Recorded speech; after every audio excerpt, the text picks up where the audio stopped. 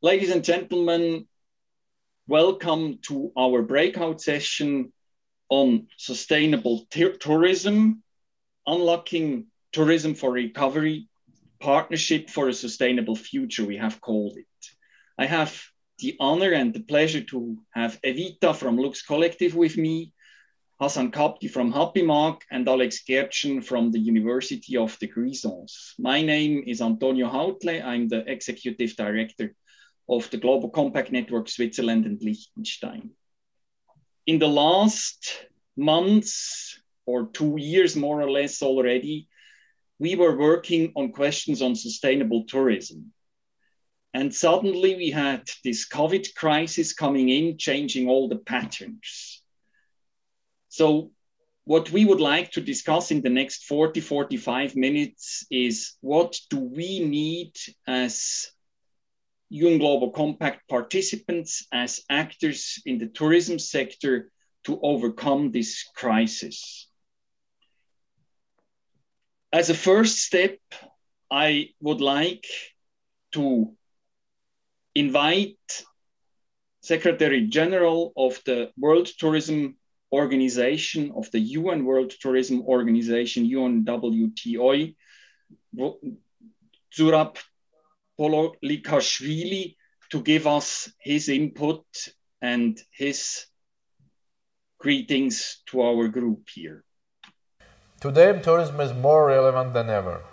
It is the ultimate cross-cutting sector. It impacts on every part of our societies and of the mission of the United Nations. The role of tourism as part of international trade, environmental protection, conserving heritage and promoting peace cannot be overstated. Tourism is also a massive job creator. We help build infrastructure, create opportunity and bring hope for millions. Tourism must therefore play a central role as we work to recover from the COVID-19 pandemic. We must also unleash the power of new ideas and innovation. UNWTO is building an innovation ecosystem as a major catalyst of tourism recovery. Once tourism restarts, we will also rebuild trust. At every step of the way, we make sure the private sector is part of the solution. UNWTO is unique as an UN agency with the private sector among its members. They play a vital role in transforming policy into practice. To do so, our new strategy engages businesses at unprecedented scale and impact. In 2008, UNWTO secured the inclusion of tourism in the United Nations Global Compact. Now, we look forward one sector united behind 17 goals and the 10 principles for people and for planet.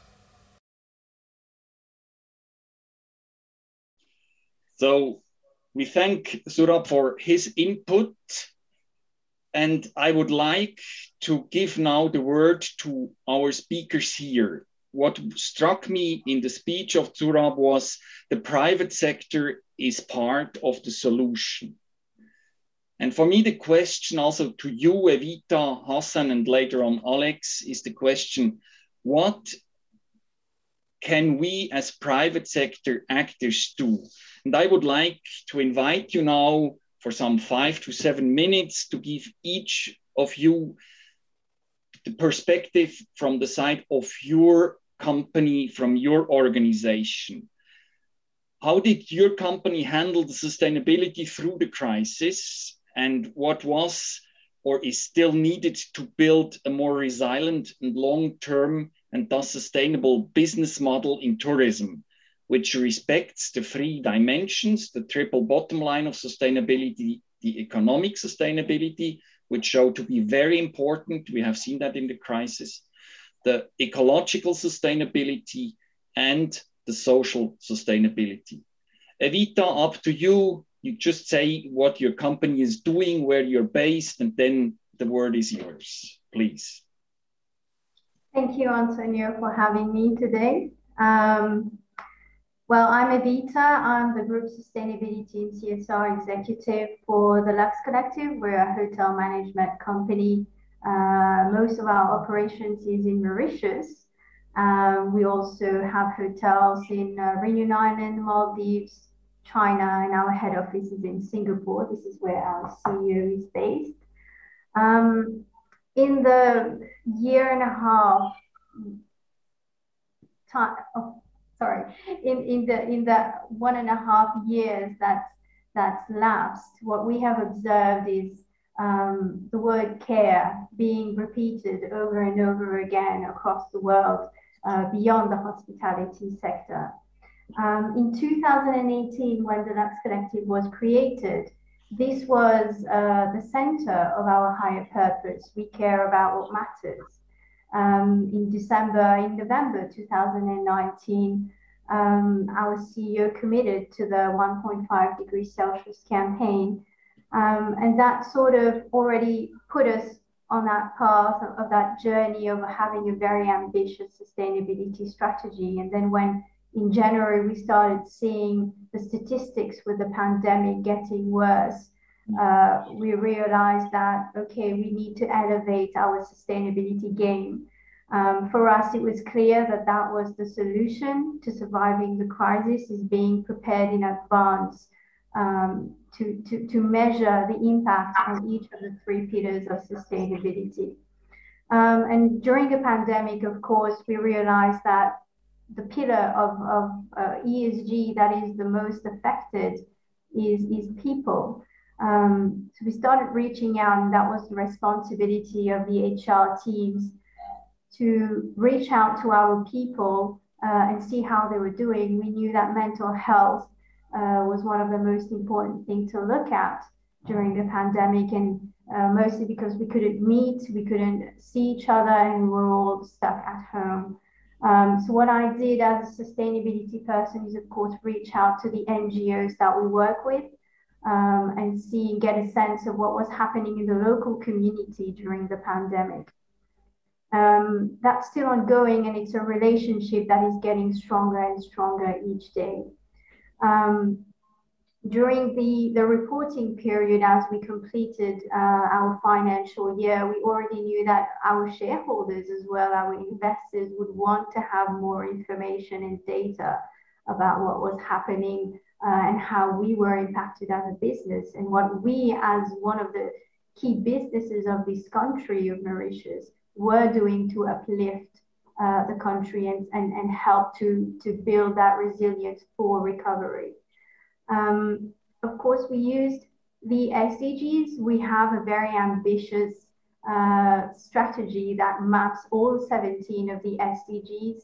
At the beginning, it may have seemed like it was a bit extreme to try and map the 17 SDGs and all of the 10 principles, but we found that in a time of crisis, looking at all 17 areas and 10 principles made it easy for us to broaden our perspective and look beyond the horizon to see how everyone was dealing with the pandemic.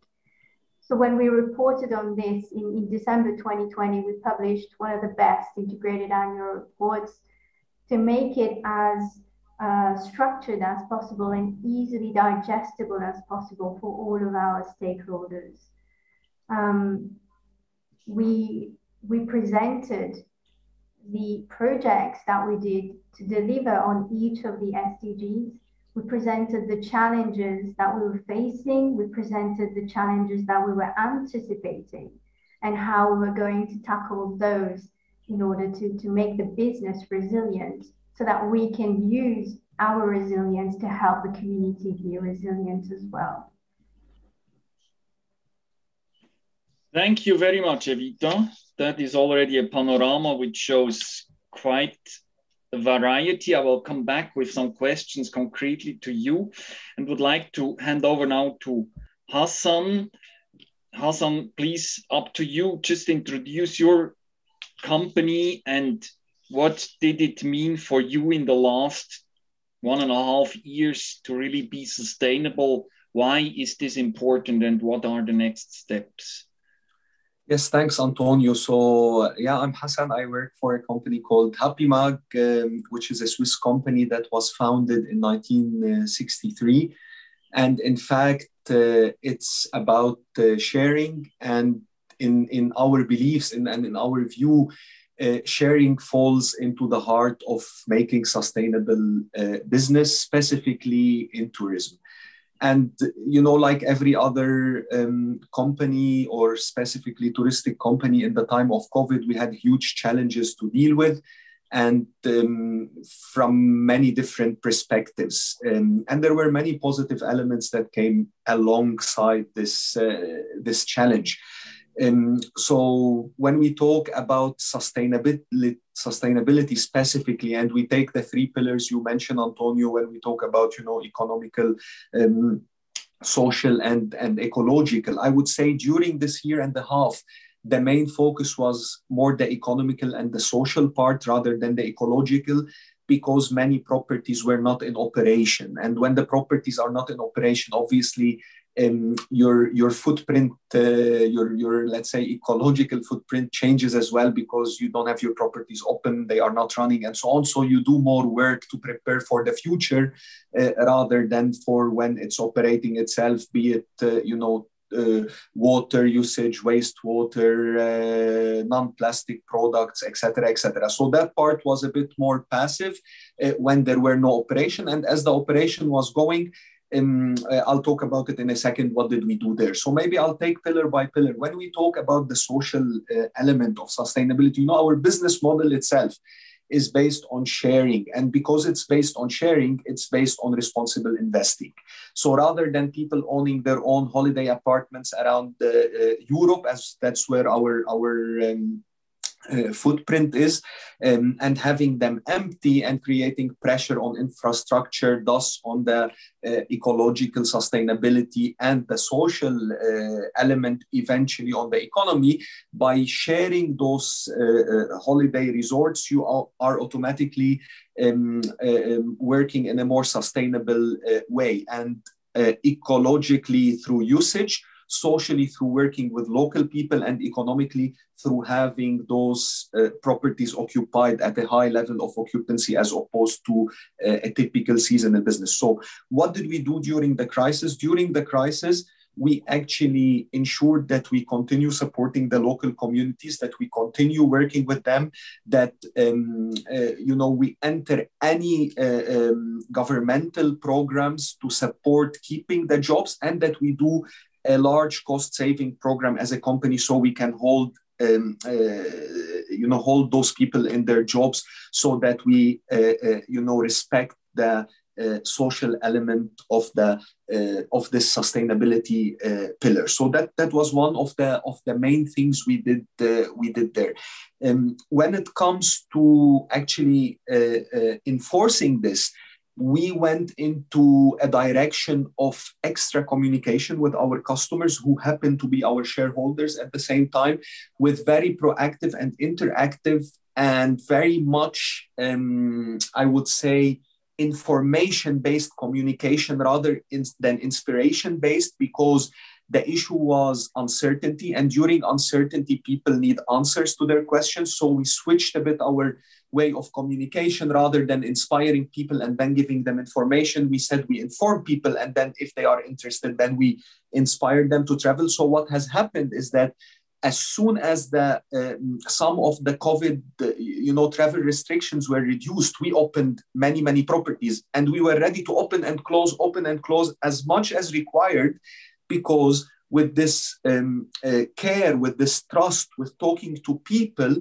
our customers were willing to travel. And when they were willing to travel, we occupied our resorts that are there. The people who are in those regions kept their jobs. So what we learned, bottom line with this, is that in this time of crisis, you need to embrace uncertainty if you want to be sustainable economically, ecologically, and socially, and basically be ready to deal with it and open and close your resorts overnight, as long as you can continue working towards the goal. So this was quite important for us in the year and a half.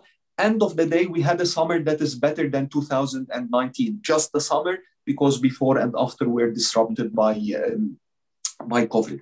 And when we talk about the actual sustainability strategy, we actually, with COVID, we even excelled or pushed faster finalizing our sustainability strategy. In fact, it's our CSR And it foresees more or less a 10-year plan. There are short-term measures from, for example, reducing plastics immediately to longer-term measure where, you know, when we are changing older machinery in our resorts, we go for the most ecological option and so on.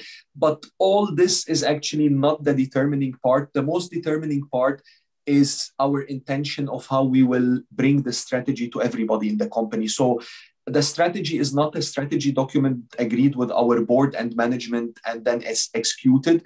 It is something that we live now on daily basis. It's something that we do in our weekly voluntary talks that we do as management for all the employees worldwide. It's in our 2 monthly employee meetings. It's in our communication app that is available in 36 languages, and so on and so forth. So important is we said, okay, this strategy cannot be a strategy run only top down. This is a strategy that runs bottom up, top down, horizontal in the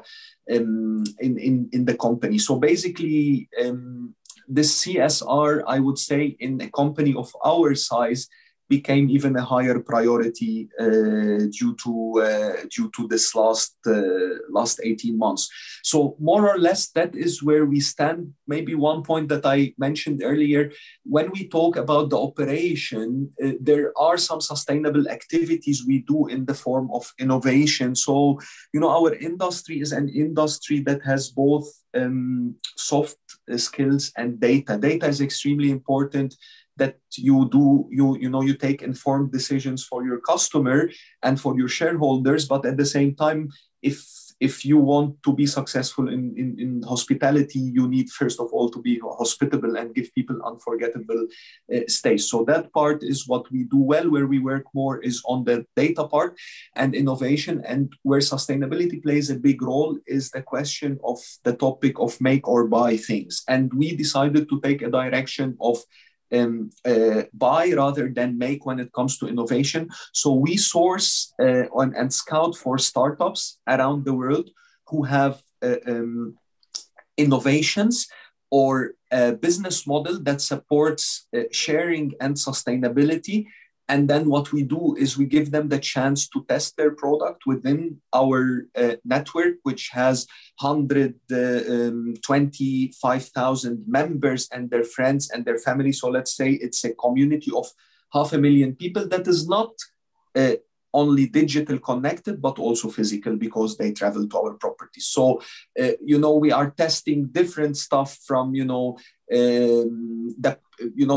planted chicken to the vegan cheese to digital concierge to, what have you, anything. And that was something that also proved to be even more essential when the crisis came, because also those startups who are meant to innovate, they can only make it if the private established business sector is willing to commit and give them the opportunity. So that's what it is in a nutshell for us. I hope I answered your question. Thank you very much, Hassan. Many interesting points. We will try to come back to that. To the audience, if you have comments or questions, please put them in the chat. We will answer them during the meeting. And if we do not finish it until the end of this session, we will also come back to you later on. So don't hesitate to put that in the chat. Now, I switch over to Alex Gertschen. He is an academic.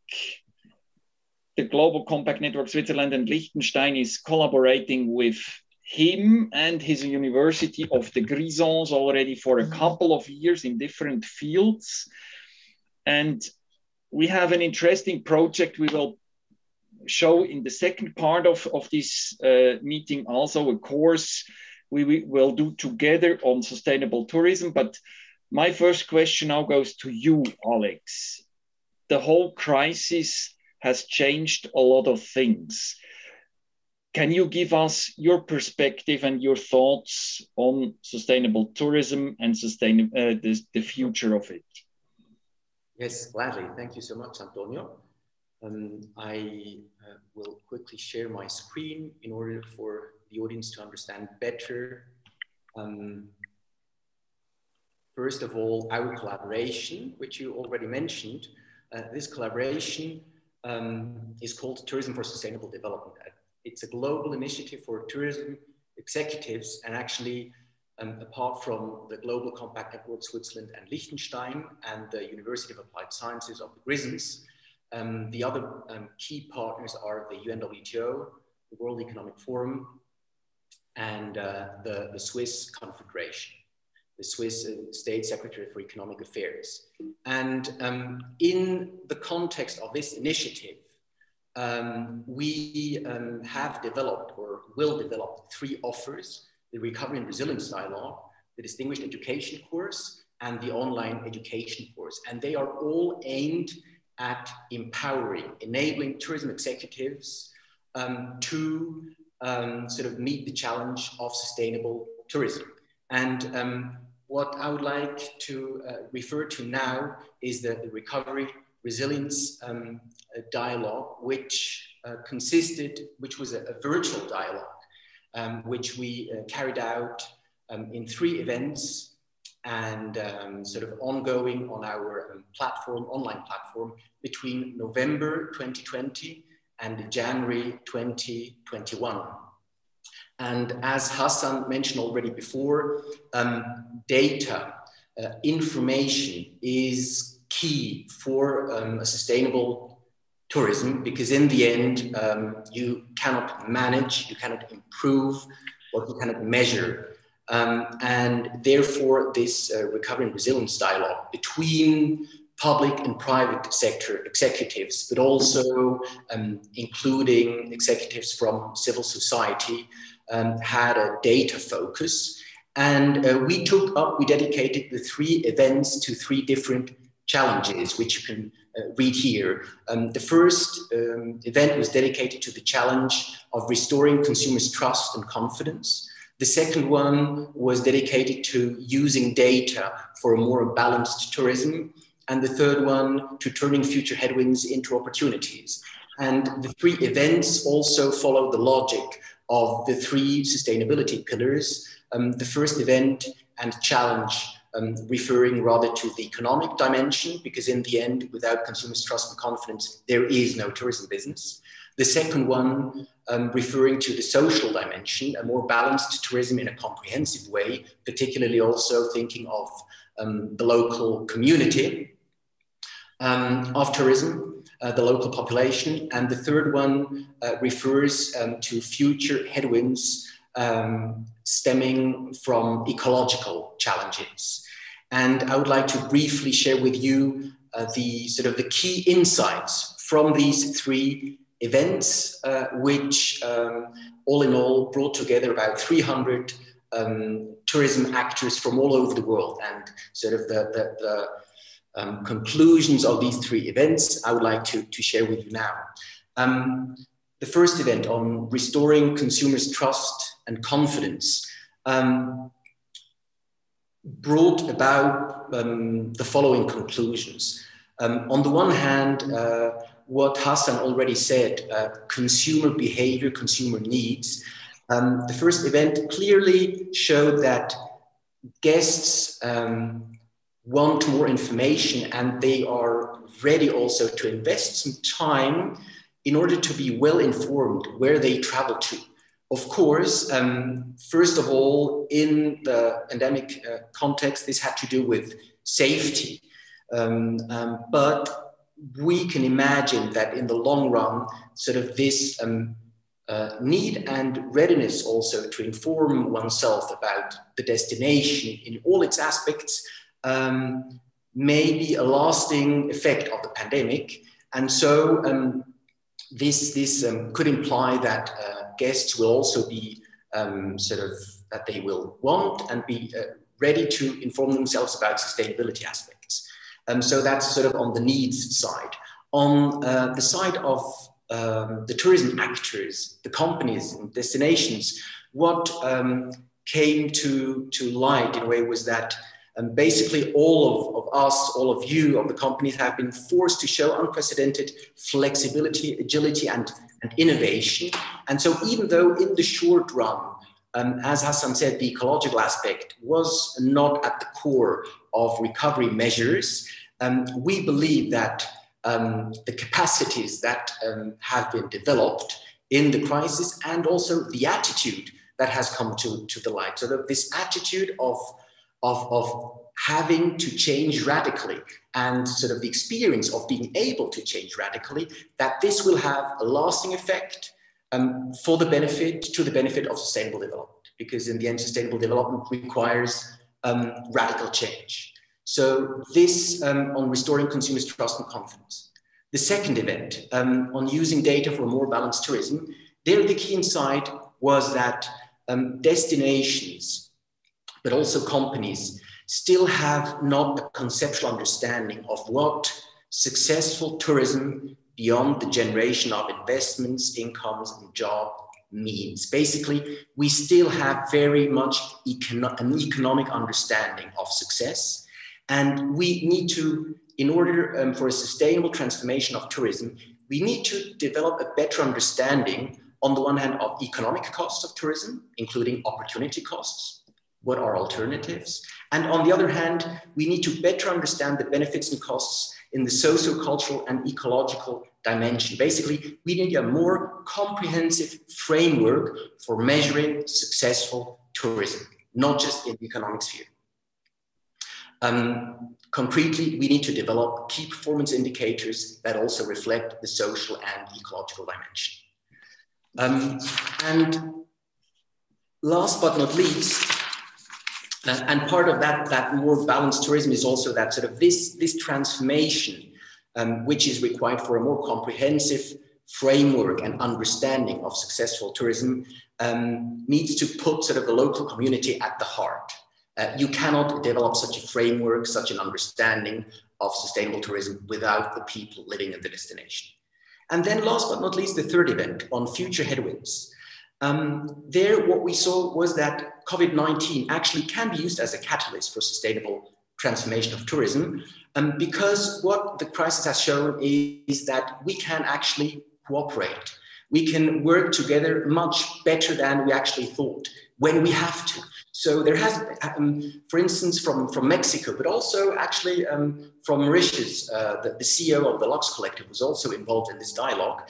Examples were presented in this dialogue that showed just how well we can collaborate. And this collaboration was needed for overcoming the COVID-19 crisis, and it will be needed also to sustainably transform tourism. So that's one aspect, collaborative approaches to tourism. Another one is the focus on domestic markets. In the case of Mexico, there have been initiatives have been developed which clearly want to revitalize the domestic market, which per se is a more sustainable market in terms of ecological footprint, because people simply don't have to travel as far. In the case of Mauritius, for instance, what we realized was that, of course, the domestic market is limited. And so in order to reduce the ecological footprint in a destination such as Mauritius, it's not so much about working different markets, working the domestic market, but it is about sort of working on the supply side. For instance, fostering initiatives for a circular economy, working more locally. So that was like the third event and the conclusions from the third event regarding turning future headwinds into opportunities. Thank you very much. Now we have some 12, 13 minutes for further discussion and exchange. There were many aspects coming up.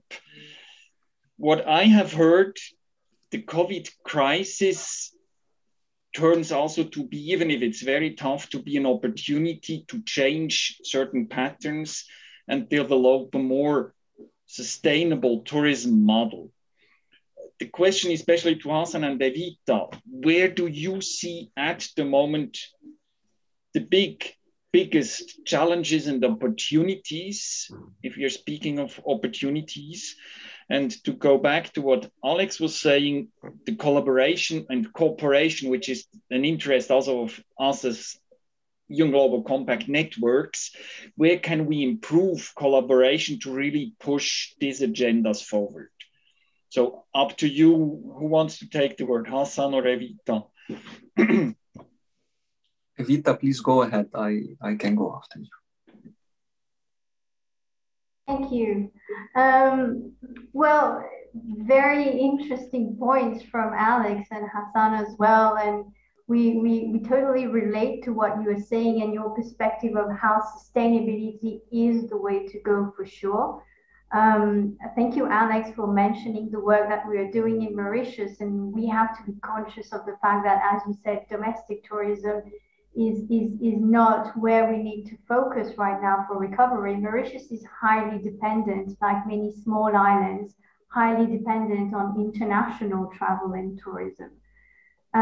Looking at the supply chain, it was in the year 2020, one of the most difficult years for tourism, that we decided that we should have and implement an ethical procurement policy for the group and everyone in the company, to understand that we need to be careful about where we are getting our resources from and how we are managing those resources, not looking just at financial resources. So even financial resources of the company need to be invested smartly, suppliers who are also doing a good job looking at having their own sustainability strategy are the ones who by default are getting selected, because we already speak that language of SDGs and UN Global Compact. And then working with those who aren't yet aware that these standards are there to help them manage their small enterprises, women-led enterprises well. We are here to help them and share that knowledge with them and help them to elevate the standard of their products and services. Rita, may I ask here exactly to that point, which is very interesting. How do you collaborate with suppliers? Because we need to do it together. Can you say how concretely you do that? Is that through contracts? Is that through dialogue? Is that through discussions? Or how do you do that? Well, it is a mix of all of the three, depending on the supplier. Sometimes we will be helping a women-led social enterprise, which is very small, but has a very good organic honey product, for example. And we want to help them be able to build and grow that business by integrating them in our supply chain. Okay. So we help them, it's dialogue, it's discussions, not so much contracts. We share with them the fact that we have a responsible consumption and production policy, which also means that they need to treat their people well, be conscious of human rights, wages, etc. So that's something that we do for our supply chain, and that ripple, we want that positive ripple to keep helping the local community as well. That's one example, organic honey. Let's say for the amenities, for example, in hotels, that is a huge way of transforming the supply chain. The amenities is quite voluminous in hotel groups. So we worked with that supplier, help them to turn their product into and meet our standard of sustainability, palm oil free, cruelty free, sourcing regionally if we cannot find ingredients locally, and of course looking at the packaging of these products. And this is where we have the little message for the guests to know we've been very careful in selecting this product for you. It's not just quality, but it's also something that is giving back to the local community. Thank you. Hassan, you want to take the word? Yeah, sure. I think the point that Evita brings is extremely important, and it's actually quite challenging. So you kind of need to address it at every level. The sourcing strategy is really one of the most challenging things, especially if you also want to work locally. You really have to have also the budget for this and so on. So good luck with this, but I think it's without a doubt a very, very important way to go. And from my side, you asked opportunities. So of course there are several opportunities that this whole thing brings, and they all somehow linked to sustainability. But I'm just going to try and take the 2 or 3 ones that we believe as a company are very important and they link specifically to sustainability. One thing is really the transparency in communication. And I think we need as companies, as private businesses, to find a real fair and honest balance between marketing and transparency, and not do everything marketing driven, but truly be transparent about the information we give. And yes, of course, we all need to market because there are competitors, because we are in a competitive market, and we need to show our USPs. But at the same time, I believe the consumers, specifically the current generation and the generations to come, care very much about the topic sustainability. So this transparency and the honesty in what a company is doing in terms of sustainability, regardless whether Evita says it's the sourcing strategy for purchasing, or whether it's the business model itself, whether it's the employment directly, indirectly, and so on. But that is one point we believe is extremely important. And the second point is the inclusion of the customer, because also there is also the thing of I would say customer wanting to have something to say in a product. And I maybe refer more specifically to our product because our product is tourism and sharing and community based. So when it's community based, then the community has more an influence, or could have more influence than just a customer who maybe books your property online. So there's more engagement. And when there's more engagement, we believe inclusion becomes very important, that people have the chance to say what they think, to give their input, and to expect an answer in return. Whether their input is then implemented or not, at least feedback is expected. If it's implemented, then feedback is given. If it's not implemented, then feedback is given. Why is it not? The last thing is I will leave the topic digitalization and sustainability as CSR topic separate, and I'll just take another topic that we think is quite important, is the pricing in tourism, pricing and flexibility. So far, flexibility has always come at a very high cost, which led to disadvantage some destinations, which led to the disadvantage of some direct operators, which put often the middle man in a better position than the actual service provider. And there, the norm needs to change. And it will only change if we all work on this together. That cannot be, if 2 companies try it, they will default. They need everybody's help. So basically there we need to commit of offering more flexibility that should become the norm, and perhaps extreme flexibility could come at a price. But the benchmark should go up here. It was like book a non-refundable trip somewhere and you get the cheapest price. And I think that is not the right way to go. We need to find a better benchmark for the interest of the consumer, for the interest of the customer, so also the consumer books responsibly, and it doesn't go into a direction of volume destinations survive because they do non-refundable air tickets and non-refundable stays in their properties. That is a very challenging one, and it will only work, I truly believe it will only work if we work on this together. Thank you, Hassan. Thank you very much. These thoughts are quite interesting and very important. I'm looking on the time. We have just 3-4 minutes left, so I have to come to an end, unfortunately.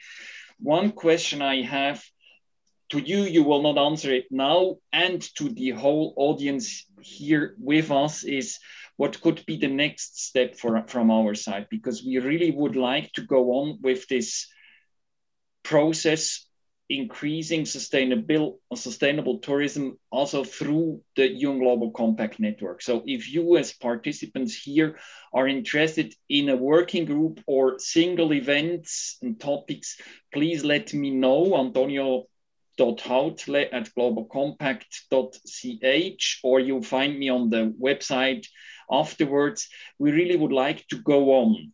But now I would also hand over. We have discussed that overcoming the crisis and really go into a recovery for sustainable tourism for this whole sector. What can we do in the future? We have a very concrete project Alex was already mentioning, and we would like to show you that in depth and invite you, if you are interested or if you know people who could be interested, to participate. Alex, I pass the word to you. Thank you. Thank you so much, Antonio. Very briefly, on the one hand, you'll have the chance to watch a video on the Distinguished Education course. We will share the link in the chat, and I sort of make good use of the 2 remaining minutes to briefly show you on my screen what this course is about. I told you before that in the context of tourism for sustainable development, we have already developed this Recovery and Resilience Dialogue. And what Antonio referred to is the Distinguished Education course in the middle. That is the trailer which you can watch separately. And what I would like to let you know is that together with the UNWTO, with the World Economic Forum, with the Global Compact, the Swiss government, we want to have as an outcome of this Distinguished Education course, tourism actors that are enabled to enhance their destinations or enterprises' competitiveness and resilience through sustainability. And thus we want to foster tourism's contribution to the implementation of the UN 2030 agenda with the 17 Sustainable Development Goals. And what do we understand as enabling? We see that as a comprehensive task that involves engaging participants' hearts, heads, and hands. So it is a course which is very practical and very practice-oriented. And here I just briefly show you what will be done concretely.